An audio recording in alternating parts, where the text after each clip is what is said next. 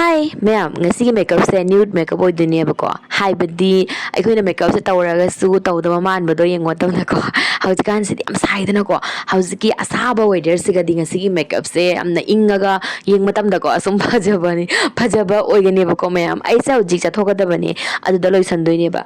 Thongna tanna tawna ngasi se loisandoine ba ko. Haibadi hujikse pungse ahum tadriba tumningyaba isamna. So mi pothana ba matamdane ba ko. Aduda aise chatkadaba leibani na pung mari gi do chatoi ba ko. Aduda aise uzum loisanlage aina video masu sum namage video so hapngai leidabani na aina adum nameba ko ahanduda me abengo skin care da ko biganu ctm tawbiro adugi matungda sunscreen ayundina jatpa thabak oragadi sunscreen taiba ka biganu adugi matungda me am primer already primer tana lakjare ko aina taido record ki primer ne ko adugi matungda concealer ama lawre aina huzilawri ba concealer se gi skin tone se ka khara sum chana ba concealer ni maradi dag do khumna ba gi damang tani ko highlighting oi ba concealer natte ahan da concealer se tairani tairaga phajana brush ama lawraga blend tau thokchare adomna sum adi beauty blender na blend tau ningira na cha khutna blend tau ningira sum apamba ko sum yai ko ado brush ka adegi khut ka blend tau basana hena ekhoi gi coverage to phangba hen gane ba ko dag duk kari ka khungba da bo ragadi haidi brush na traga khutna ko seasona blend to basana ekhoi coverage se hena phangba heli compare to uraga beauty blender ka ko beauty blender se kara natural finish dibi aba ma se product kara absorb to ya ba duna dak du khumga da ba uraga di khutna traga brush na sum blend to bio adu matung me foundation ama lawre ina uzilor se psc foundation logo matam da ko ekhoi foundation se brush na traga beauty blender na dak ang lawra taisan bi gano ko ahan bida khutna smaina do da tona sandok piro adugi matungda blend tawthokpiu khutna tawdoira natraga brush tawdoira natraga blender tawdoira somni apambagi matungina ko ekhoi daklauna beauty blender natraga brush na lawraga taisanbado ko adugi do beginners oiba taragadi khara nungai roeba ko ekhoi mai se amadana yamba amadana likpa habidi meyam sumaina ahan sandokpiu adugi blend tawthokpiu aduna hena nungai ba hen maneba ko ado meyam yengo hojikti fan tharaga sum makeup tawrakpanina ko sandokko matamda habidi foundation je mai gi nakana ma hana tairo blend tawthokpiro nakana ma tairo blend tawthokpiro adumai dum tawa ba ko natra di ahan da khoina sum loi thungna taisanbado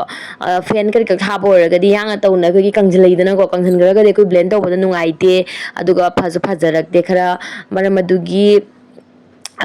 nakan hana tairaga sum blend tawthokpiro aduna hena nungai ba hen bani ayu andi ko ei brush na sum blend tawre ngasi gi ko ngaksam amadi nakong aduda taiba kawbiganu natragadi mai ga ngaksam ga nakong ga manadragadi hingmadam na khara odd man bani ko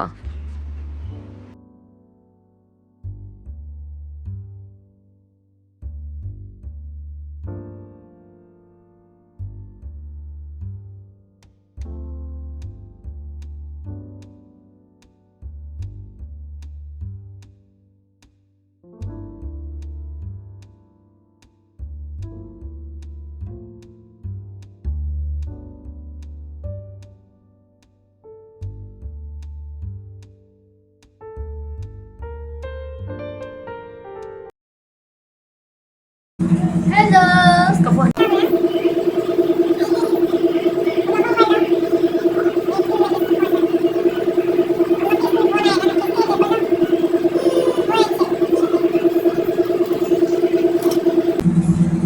Anjali bala. Anjali phone karo Anjali bala. okay everything is planned now I am Ready? going to apply blush okay Where's the glass? blush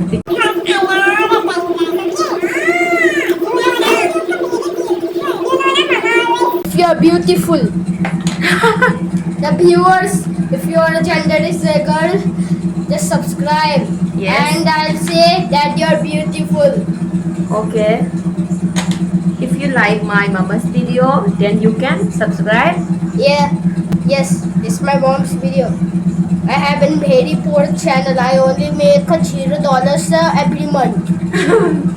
oh it's nice joke na Yeah, I make $0 every video.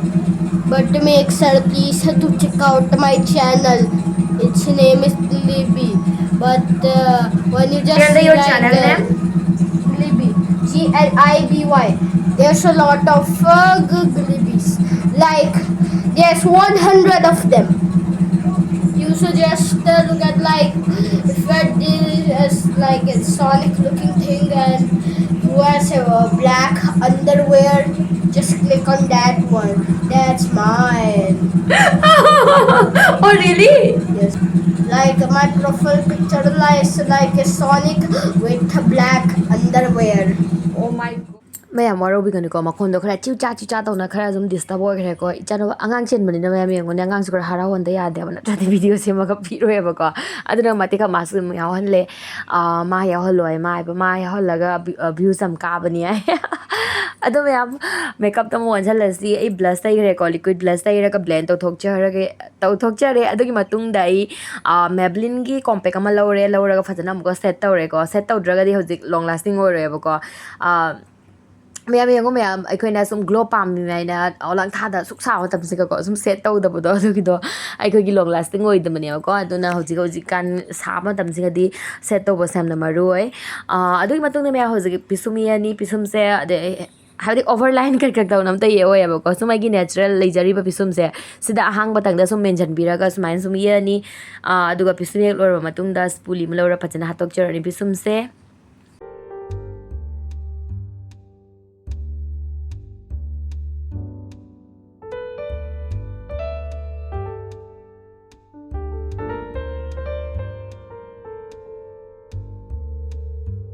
eye makeup to ba horasi hamna easy and simple loi bai makeup ne ko adom na select to riba dress to gi matung ina color se choose to ba yai ai gi indi ko sigi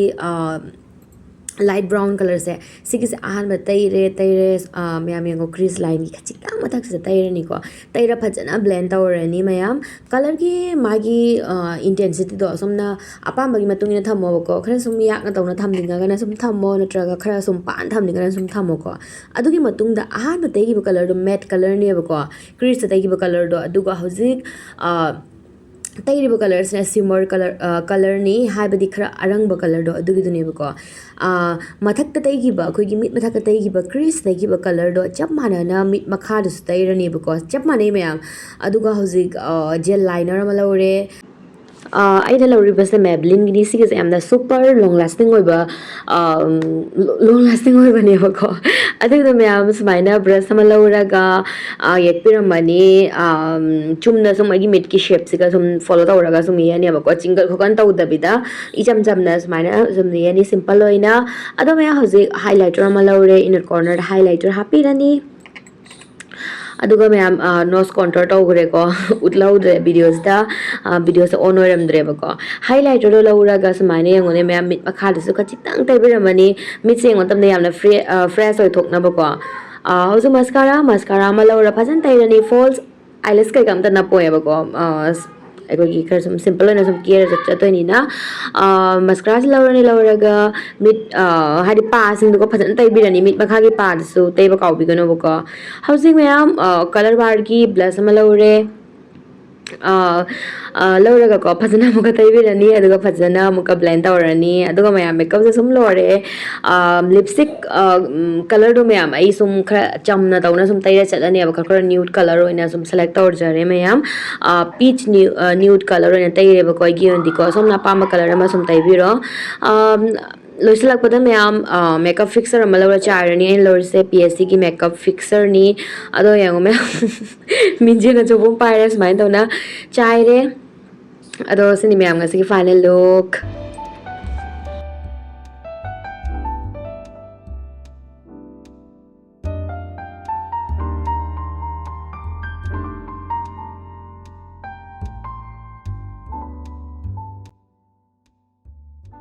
so mayam sitting as a final look se